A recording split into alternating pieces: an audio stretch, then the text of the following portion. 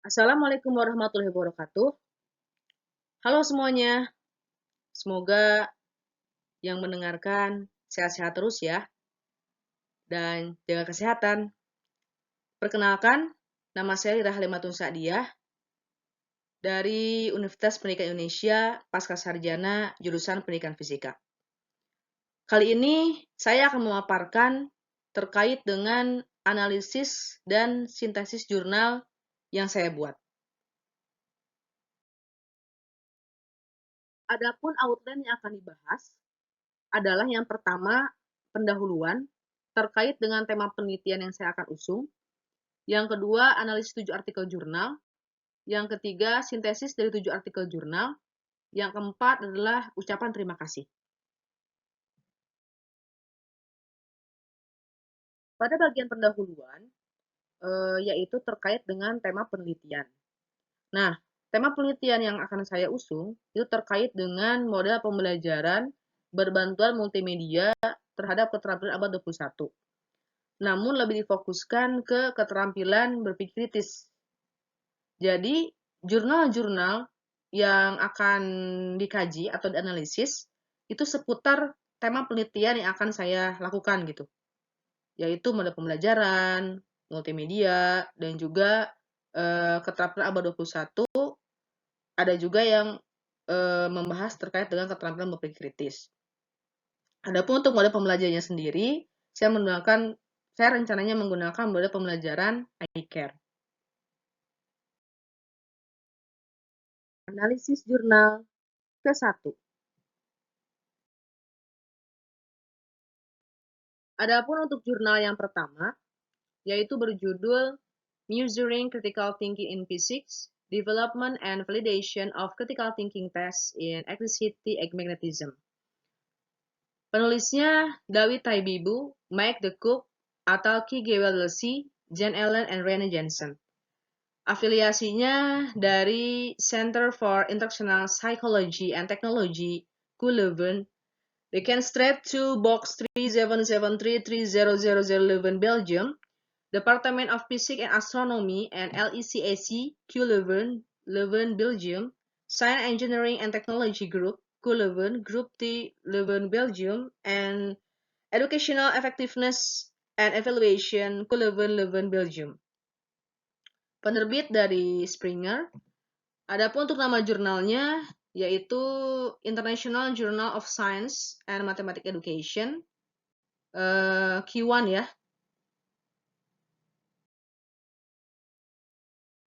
Adapun tujuan, metode, dan desain penelitian. Tujuan dari penelitian ini dimaksudkan untuk melaporkan pengembangan dan validasi tes yang dirancang untuk mengukur keterampilan critical thinking dalam listrik dan magnet, CTEM. Atau CTEM itu Critical Thinking, Electricity, Magnetism. Untuk metode dan desain, metode penelitian yang digunakan adalah metode campuran. Nah, metode yang dimaksud itu dijabarkan secara bertahap, seperti prosedur penelitian. Dimulai dari perancangan dan pengembangan tes, merumuskan tujuan, membuat panduan penilaian, wawancara kognitif siswa, serta sampai dilakukan revisi.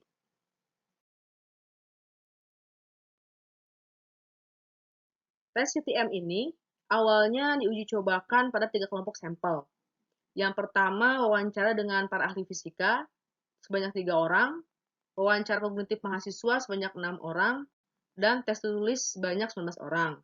Setelah diuji cobakan, tes diberikan kepada mahasiswa teknik mesin sebanyak 45 orang. Adapun untuk jenis data yang digunakan yaitu data kuantitatif dan kualitatif. Instrumen yang digunakannya adalah Cornell Critical Thinking Test Level Z, tes keterampilan berpikir kritis California, tes essay berpikir kritis dari Ennis Ware, Watson Glaser, dan Halpern Critical Thinking Assessment. Ini merupakan tabel deskripsi setiap instrumen tes yang digunakan, targetnya, dan juga item format yang digunakan, seperti multiple choice, essay, mengkonstruk respon partisipan, multiple choice juga untuk Watson.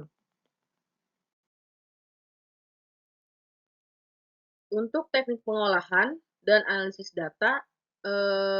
Teknik analisis datanya menggunakan sampel t-test.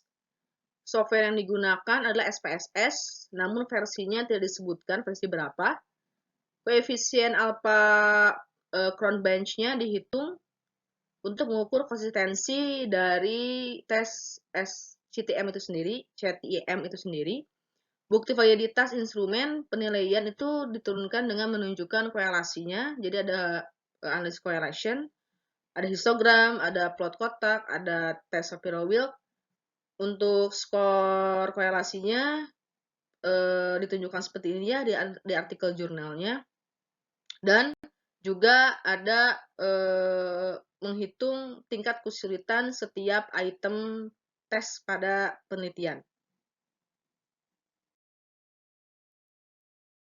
Masih teknik pengolahan dan analisis data. Jadi terdapat pula contoh respon dari peserta didik terkait dengan tes CTM ini dan juga skor yang diberikan. Misalkan student pertama, kedua, ketiga, keempat. Student pertama dengan jawaban seperti ini diberikan poin 1. Jawaban seperti ini diberikan poin 4. Student 3 diberikan poin 0. Student 4 diberikan poin 2 dan seterusnya. Jadi bentuk dari sampel respon peserta didik ada atau diberi gambaran seperti ini gitu pada jurnal tersebut.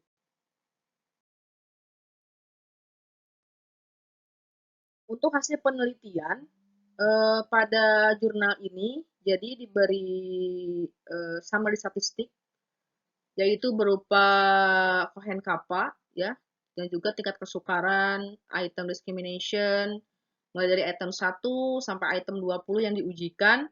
Ternyata diberi kesimpulan bahwa hasil penelitian itu menunjukkan bahwa konsistensi dari setiap item itu bernilai alpha 0,72. Ini kan mendekati 1, jadi bisa dibilang konsisten gitu ya.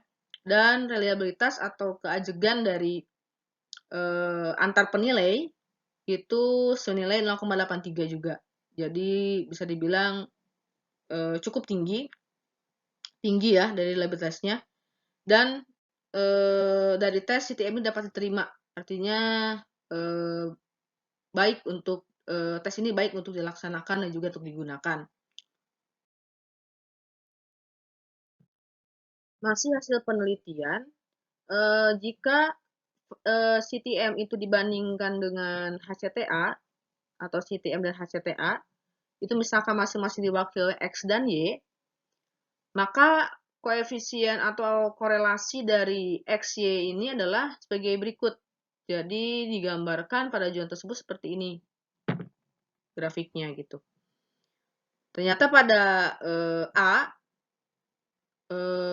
dia tes CTM dan yang ke B ini adalah HCTA. HCTA itu yang tadi Halpart itu. Halpart Critical Thinking Assessment. X dan Y.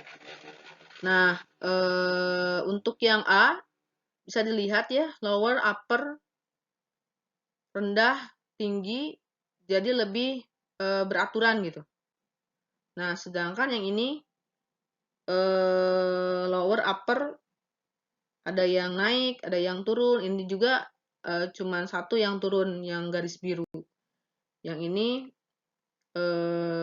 bahkan ada 2 yang turun, yang merah, yang biru, yang hijau naik. Jadi ternyata bisa disimpulkan bahwa peningkatan relatif dari koefisien korelasi itu mengisyaratkan menunjukkan bahwa CTM itu memiliki validitas konvergen yang memadai atau pengembangan dari instrumen yang digunakan CTM itu bisa disandingkan atau dengan tes yang sudah ada atau yang sudah digunakan.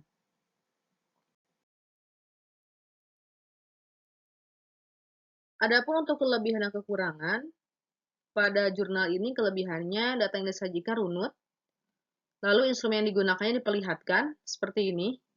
Ada sampel item, lalu gambar eksperimen juga diperlihatkan, dan setiap item itu terdapat setiap skor maksimum yang diberikan. Lalu ada pula kekurangannya, yaitu submetode pada penelitian ini hanya menjelaskan terkait langkah-langkah pengambilan data dan skor penelitian. Jadi kurang jelas, kurang gamblang untuk disajikan metodenya. Jadi hanya disajikan langkah-langkahnya saja. Dan skor penelitian seperti ini yang ditampilkan. Analisis jurnal kedua. Untuk jurnal kedua, berjudul Modeling Goals Fitting Within a Multimedia Environment on Complex Physics Content. Penulisnya dari Jessica Twyford and Scotty Craig. Afiliasinya dari Arizona State University, Mesa, USA. Penerbitnya Sage Publication Inc. Untuk nama jurnalnya, Journal of Educational Computing Research dan Q1.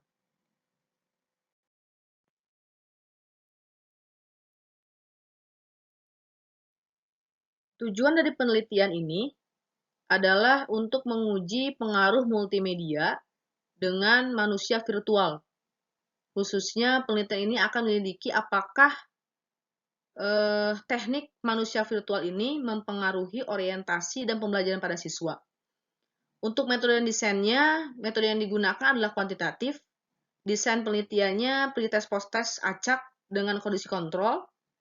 Informasi demografis menunjukkan 71 peserta mengidentifikasi diri sebagai perempuan, 59 laki-laki, dan mayoritas peserta dengan usia 26 sampai 34 tahun dan tingkat pendidikan dari beberapa perguruan tinggi.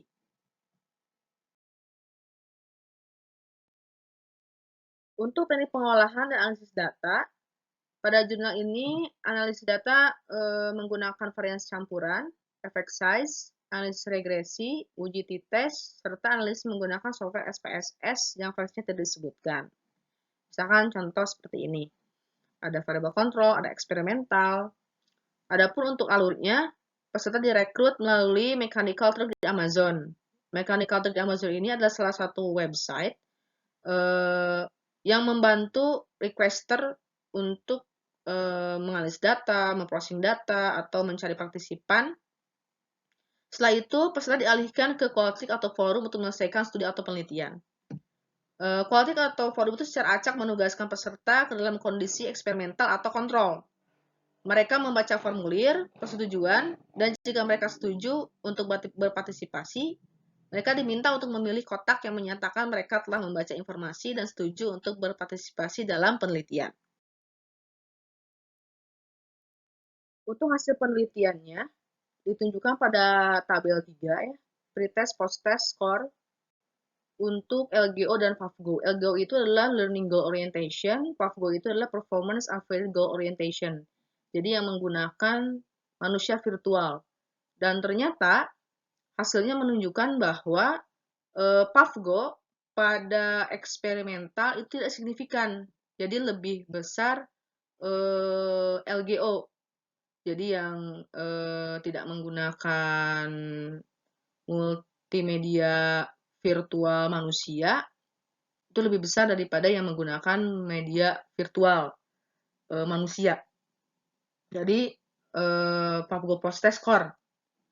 Nah, regresi menunjukkan pola prediksi yang menyediakan beberapa dukungan untuk hipotesis menggunakan skor pretest post-test, dan PAVGO pada kondisi eksperimental tidak signifikan.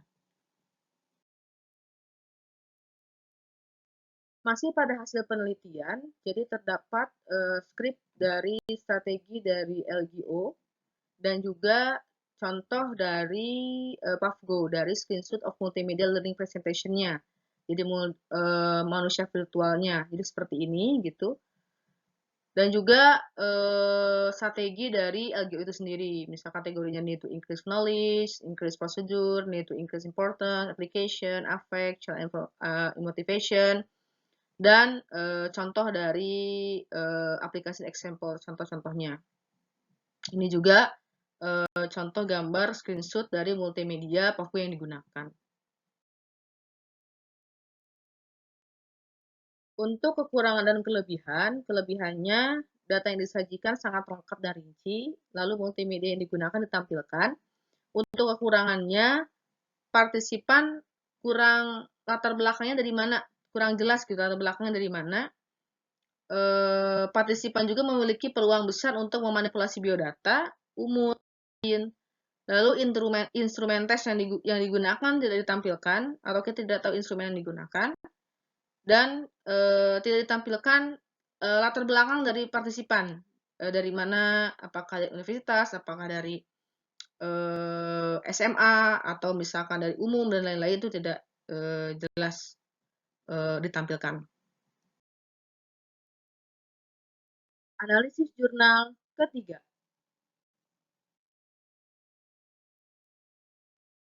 Untuk jurnal yang ketiga, berjudul Physics Teaching and Learning with Multimedia Application, a review of teacher-oriented literature in 34 local English journal from 2006 to 2015. Penulisnya Raymond Gidwis, Lark John Toms, Han Paul, Victor Lopez, Marisa Michelini, Alberto Stefanel, Thomas Desilo, Andreas Muller, Borg Gegorkic, and Mihaly Homostray. Afiliasinya dari Faculty of Physics Ludwig Maximilian University München di Germany, Elan Institute of Teaching and Training University of Twente, the Netherlands, Research Center of Science and Mathematics Education, Autonomous University of Barcelona di Spain, Dipartimento di Chimica Fisica Ambiente University of Udine di Italy, Institute of Experimental Physics, University of Wrocław di Poland, Faculty of Science or Physics Section, Institute of Teacher Education di Geneva, Switzerland, Division of Physics Education Research, Department of Physics and Astronomy, Uppsala University, Uppsala, Sweden, Department of Material Physics of Sloran University, Budapest di Hungary. Penerbitnya Taylor and Francis. Nama jurnalnya International Journal of Science Education dan Q1.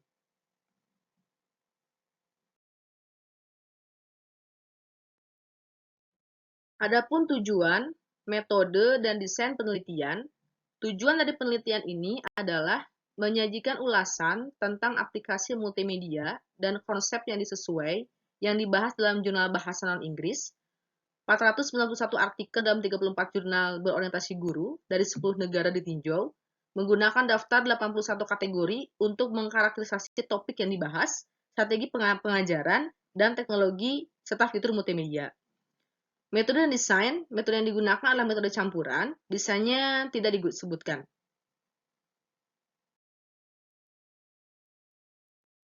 Masih dengan tujuan, metode, dan desain penelitian, adapun untuk sampel dari analisis ini dilakukan dalam 3 langkah.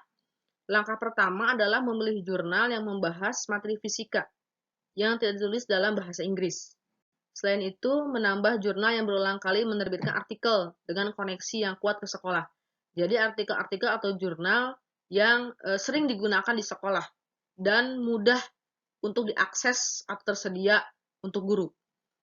Adapun untuk dimensi atau kategori klasifikasinya, mulai dari tipe artikelnya, dari kontennya, alamatnya, konteks pengajarannya, scope, platform, availability, dan lain-lain, dan dijabarkan juga terkait dengan kategori-kategori yang ditinjau dari setiap jurnal yang akan dikaji.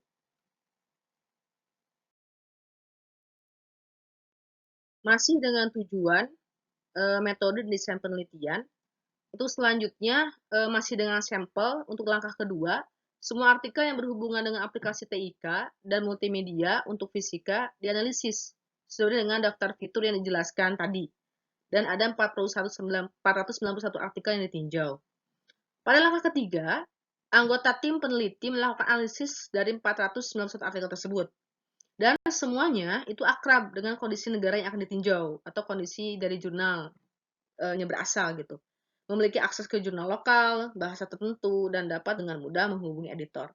Semua penulis yang berkontribusi telah memiliki pengalaman yang kaya di bidang multimedia selama bertahun-tahun. Semua telah berkontribusi pada konferensi internasional dan telah menulis artikel ilmiah tentang pengajaran dan pembelajaran multimedia.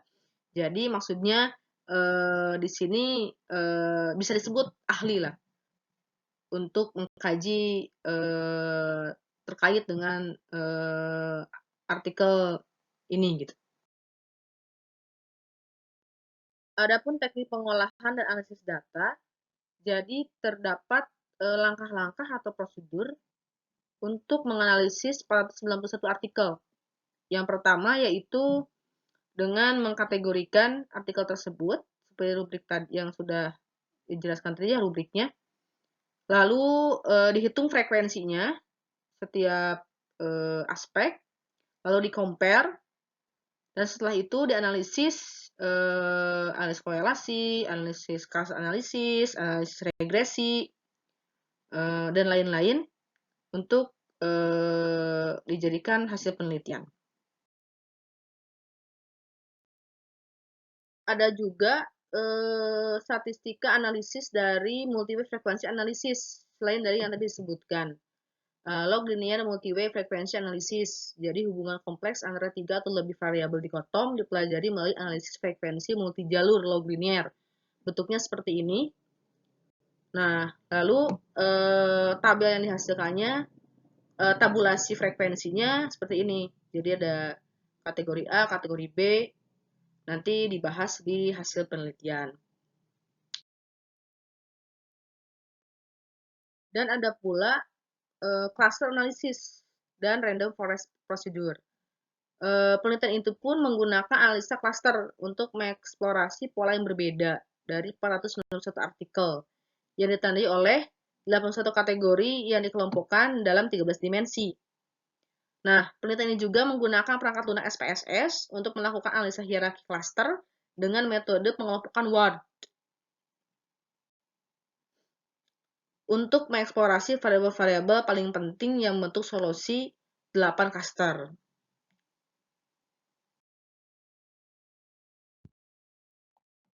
Untuk hasil penelitian, ada beberapa hasil penelitian, yaitu terkait dengan subject read.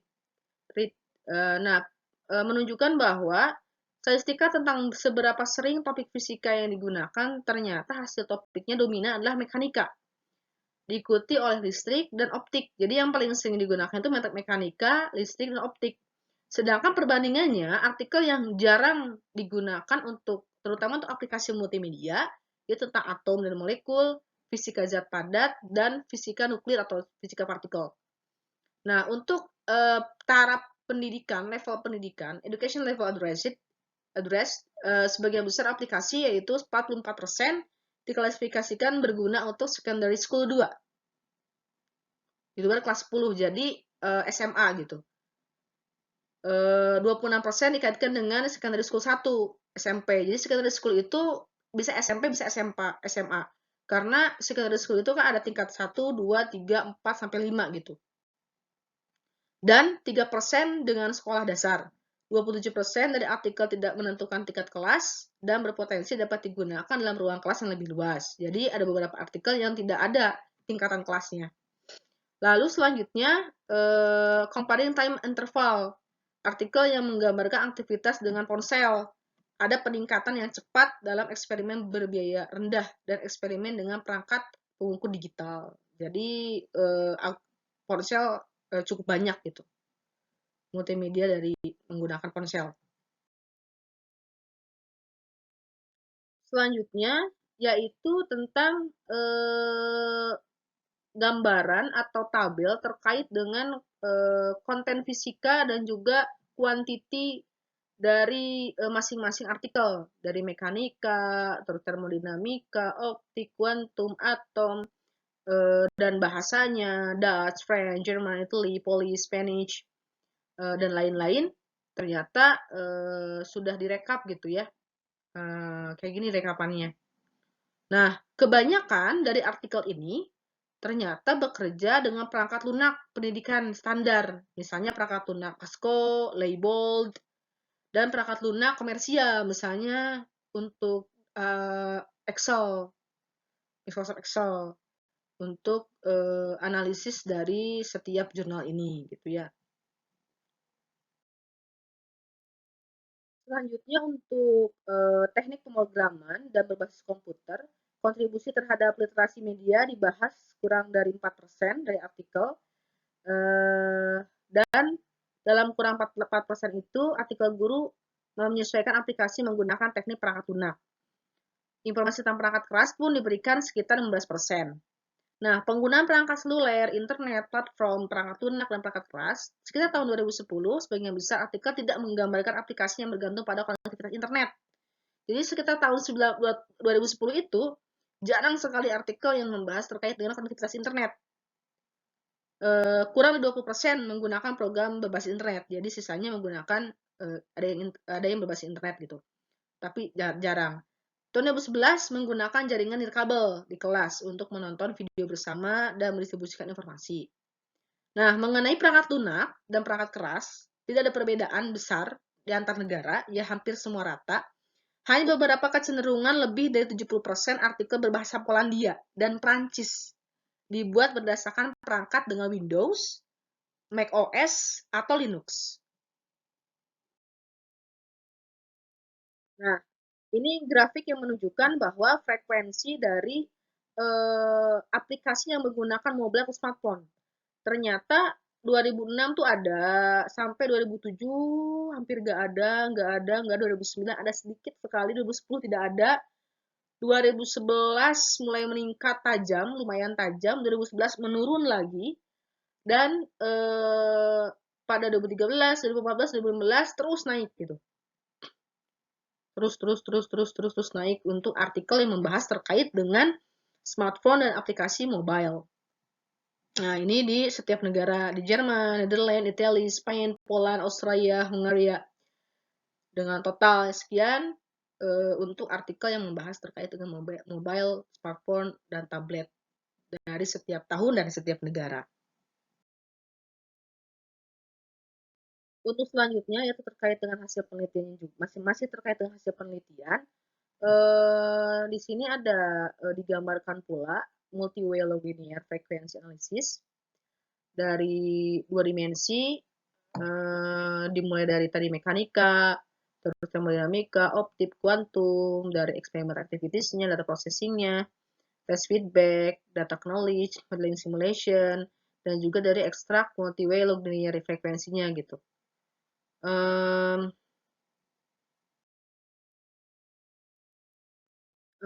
Selanjutnya juga digambarkan terkait dengan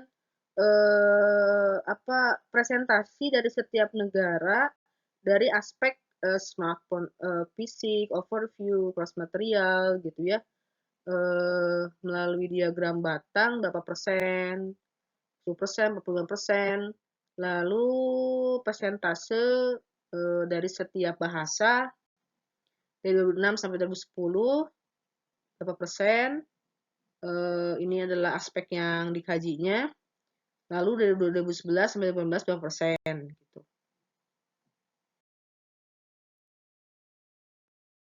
Adapun kelebihan dan kekurangan, kelebihannya adalah data yang disajikan sangat lengkap dan rinci. Lalu data yang diambil sangat banyak, serta analisis data yang bervariasi. Untuk kekurangannya, membutuhkan waktu yang lama saat penelitian, dan menurut saya memerlukan biaya yang cukup besar karena banyak melibatkan banyak orang dan banyak ahli. Analisis jurnal keempat. Untuk jurnal keempat berjudul How Repeated Studying and Testing Affect Multimedia Learning, Evidence for Adaptation to Task Demand. Penulisnya Alexander Eitel, afiliasinya dari Leibniz Institute for Wissensmedien, Tübingen, Germany, University of Freiburg, Germany. Penerbitnya Elsevier. Nama jurnalnya Learning and Interaction dan Q1. Adapun untuk tujuan, metode, dan desain penelitian, tujuan dari penelitian ini adalah untuk menyelidiki efek multimedia berkembang di seluruh siklus belajar yang dibandingkan dengan teks saja atau tidak menggunakan multimedia. Adapun untuk metode desainnya to eksperimental, yaitu grup multimedia, teks dan gambar versus dengan teks saja. Jenis datanya kualitatif dan kualitatif. Untuk partisipan, 79 mahasiswa sarjana, 64 wanita, 15 pria, rentang usia 18-35 tahun, dari Universitas Jerman direkrut dari database mahasiswa. Mahasiswanya jurusan studi fisika atau teknik. Adapun untuk teknik pengolahan dan analisis data, pada artikel ini menggunakan Huawei ANOVA, dibantu dengan aplikasi SPSS, versinya tidak disebutkan, one sample t-test, dan ada eksperimen 1 dan eksperimen 2, yang analisisnya digunakan sama gitu, setiap eksperimennya sama analisisnya. Contohnya seperti pada tabel ini, ada eksperimen 1, eksperimen 2, multimedia, text only, multimedia, text only, sama pada tabel ini juga multimedia, text only. Namun dipaparkan pula juga ternyata memiliki 2 siklus. Jadi setiap multimedia ini atau setiap treatment yang digunakan itu memiliki siklusnya, dan siklusnya sama gitu. Siklus pertama dengan siklus kedua sama. Ada external material, lalu ada jaw rating, recall and transfer question, lalu diteskan paper folding test, dan cycle kedua untuk mengulang hal yang sama. Pemantapan mungkin ya. Untuk hasil penelitian, seperti yang terlihat ya pada tabel 1, pada tabel 2. Nah, tabel 1 itu memiliki 2 eksperimen, seperti yang tadi dijelaskan, ada eksperimen 1, ada eksperimen 2. Nah, multimedia, eksperimen 1 multimedia, text only, dan eksperimen 2 multimedia, text only, dan bisa terlihat ya hasilnya seperti ini, dan ini adalah subjeknya, all subject. Lalu pada tabel kedua juga ada multimedia, text only, tapi dia menggunakan cycle yang tadi sudah disebutkan, cycle 1, cycle 2, cycle 1, cycle 2. Nah, untuk lebih jelasnya ditampilkan diagram batang. Nah, ternyata pada eksperimen 1, cycle 1, cycle 2, learning outcomes, calibration, ternyata bisa dilihat gitu, bahwa eksperimen 2 ternyata lebih besar daripada eksperimen 1. Namun pada saat dikalibrasi, tidak berbeda jauh ya antara cycle 1 dengan cycle 2 hasilnya. Nah, kalau ini kan ada sedikit space ya, tinggi.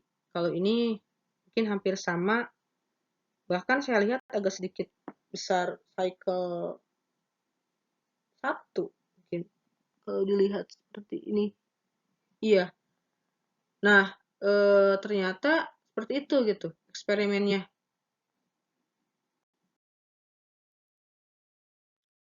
Untuk kelebihan dan kekurangan, kelebihannya multimedia yang digunakan ditampilkan pada artikel, dan juga versus teks yang digunakan, teks only-nya. Jadi kebetulan ini terkait dengan fluida pada suatu ruang gitu ya. Lalu dengan yang tidak ada multimedianya gitu, hanya teks only saja. Jadi diperlihatkan. Kekurangannya, instrumen yang digunakan tidak diperlihatkan dan tidak disebutkan jenisnya. Lalu contoh pengerjaan dari partisipannya juga tidak diperlihatkan. Analisis jurnal kelima.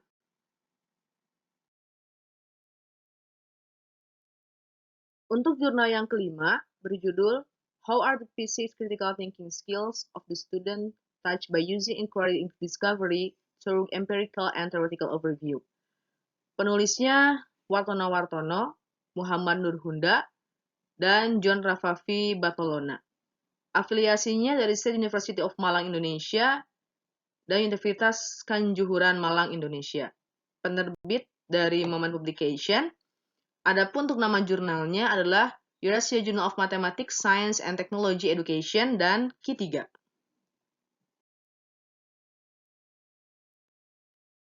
Adapun tujuan, metode, dan desain penelitian.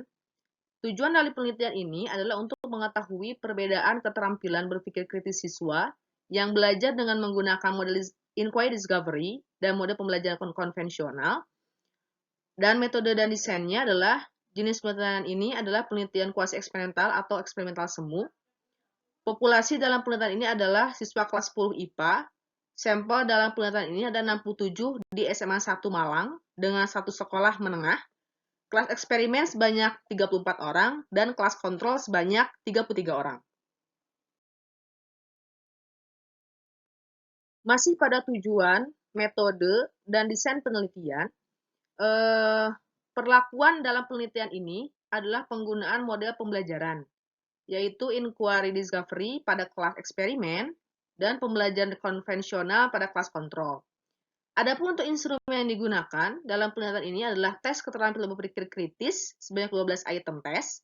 Instrumen dikembangkan dengan mengacu pada 5 indikator keterampilan berpikir kritis dari ENIS dan telah divalidasi oleh ahli fisika dari Universitas Negeri Malang dan Universitas Kanjuruhan.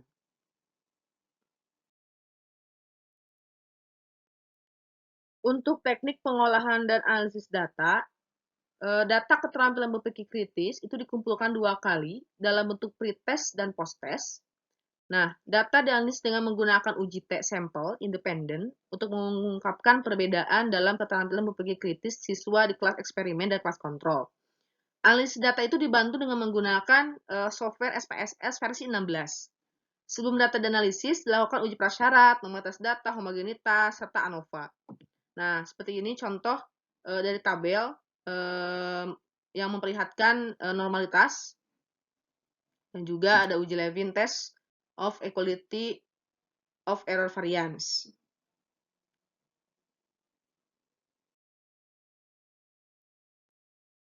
Untuk hasil penelitiannya juga terlihat bahwa di sini ada 3 tabel. Tabel yang pertama itu menunjukkan skor dari critical thinking skill dari standar student atau partisipan gitu. Nah, yang kedua itu dari high academic ability student, yang tabel ketiga dari lower academic ability student. Nah, bisa dilihat ya skor hasilnya. Kalau yang high academic ability student, rata-rata skornya itu tinggi, 80,90 untuk eksperimen, dan kelas kontrol 73,18. Yang untuk lower academic ability, dia rata-ratanya 65,00. Dan ini 57,27. Nah, sedangkan yang sedang-sedang saja, ini sekitar 72,97 untuk eksperimen dan untuk kelas kontrol 65,45.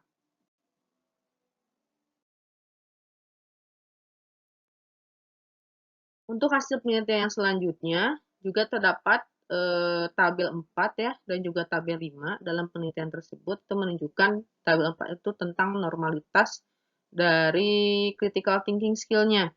Bisa dilihat bahwa kelas eksperimen itu menunjukkan signifikansi 0,87. Lalu di kelas kontrol itu menunjukkan signifikansi 0,095. Nah, adapun untuk homogenitas dari critical thinking skill-nya yaitu menunjukkan signifikansi 0,757.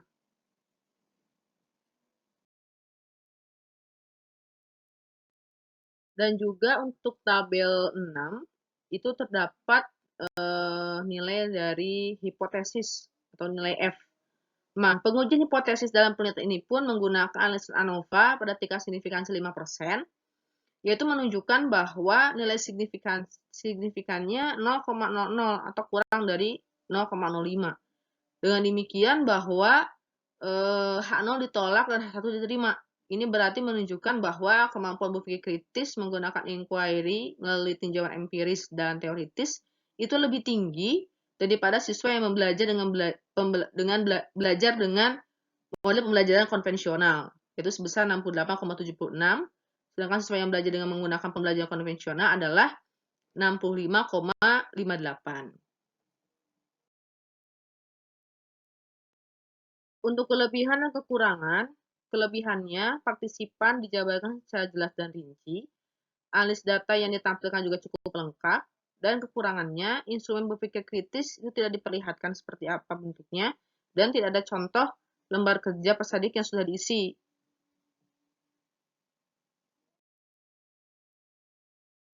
Jurnal ke-6.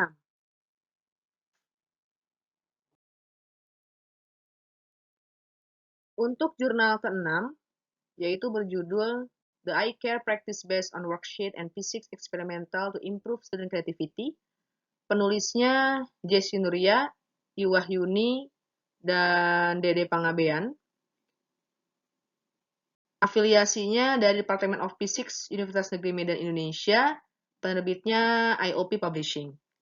Untuk nama jurnalnya yaitu Journal of Physics Conference Series dan Q3.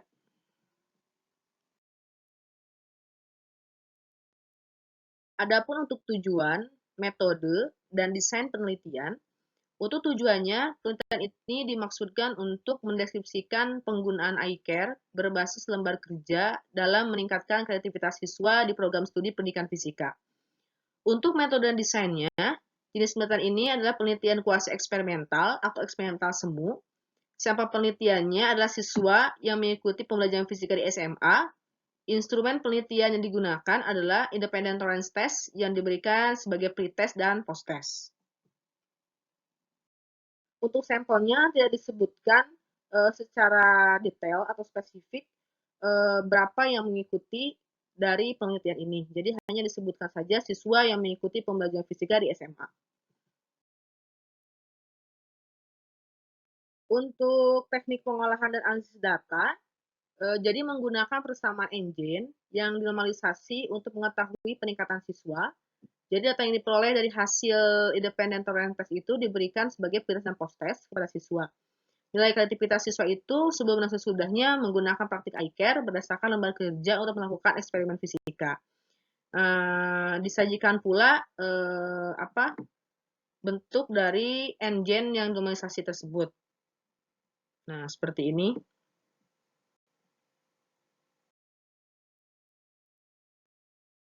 Untuk hasil penelitian, disajikan sebuah diagram ya, dua buah diagram.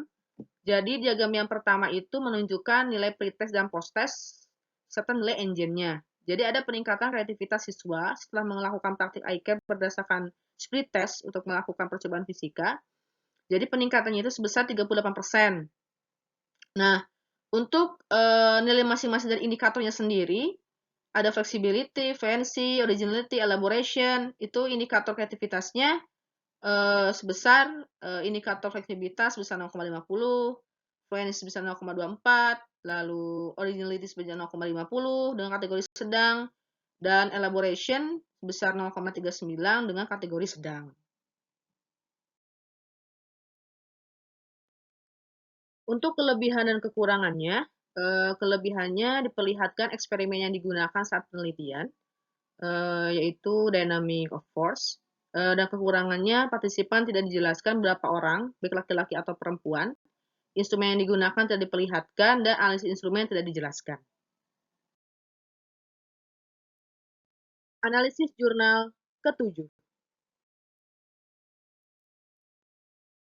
Untuk jurnal ke-7 berjudul Enhancing Student Critical Thinking Skill Towards Multimedia Based Integrated Interaction MBI2 on Solar System Concept. Penulisnya SS Bakti, A. Setiadin, SR Hidayat, Hermawan, Azul Fikar, NJ Fatiwi, SA Amalia, DS Jubaidah, FN Solihat, N. Afid, EDT Chandra, P. Sihaan, S. Wehendi, Ikaniawati, dan Asam Sudin.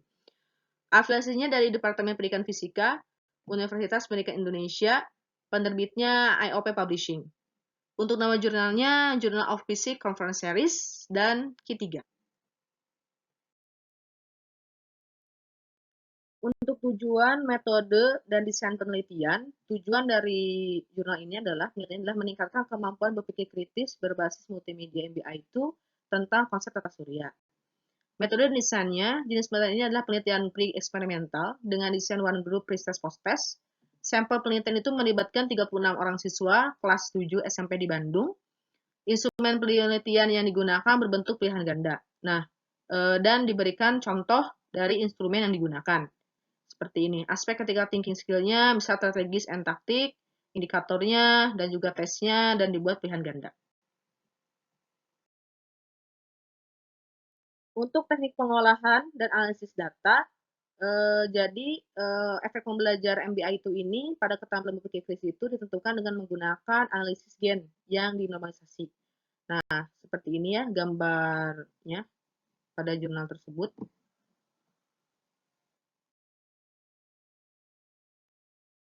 Untuk hasil penelitiannya, terdapat pada tabel 3, yaitu tentang pretest dan posttest dari setiap indikator, dan menunjukkan bahwa rata-rata dari setiap indikator ini menunjukkan kategori sedang. Kriteria pertama dengan engine 0,43 kategori sedang, kriteria kedua 0,32 dengan kategori sedang, kriteria ketiga giving hypothesis 0,39 dengan kategori sedang, yang keempat engine 0,41 dengan kategori sedang juga, dan yang terakhir yang kelima 0,36 dengan kategori sedang. Adapun untuk gambar yang keempat, figure 4 itu menunjukkan engine dari setiap indikator. Indikator ketika yang pertama, kedua, ketiga, keempat, dan kelima.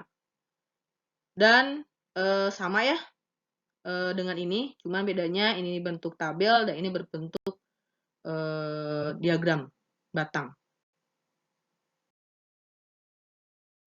Dan juga pada hasil penelitian itu diperlihatkan simulation atau multimedia yang digunakan, dan juga contoh jawaban dari peserta didik gitu. Answer is the worksheet-nya.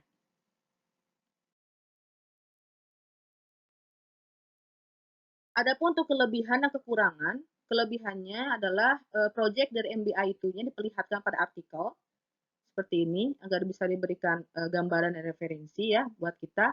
Dan juga kekurangannya, partisipan tidak dijelaskan berapa orang baik laki-laki atau perempuan. Pengolahan datanya tidak disebutkan menggunakan apa, dan analisis kevalidannya atau instrumen tidak dijelaskan. Terakhir, sintesis.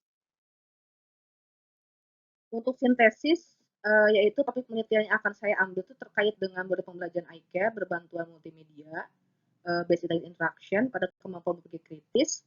Adapun tantangannya masih sangat sedikit referensi terkait dengan model pembelajaran iCare dan lebih banyak pada artikel multimedia dan berpikir kritis. Namun variabel-variabel yang membahas ini belum ada gitu. Maka artikel yang saya akan teliti atau usung adalah iCare mancing, yaitu iCare yang berbantuan multimedia and critical thinking. Terima kasih. Semoga bermanfaat dan salam buat keluarga di rumah. Wassalamualaikum warahmatullahi wabarakatuh.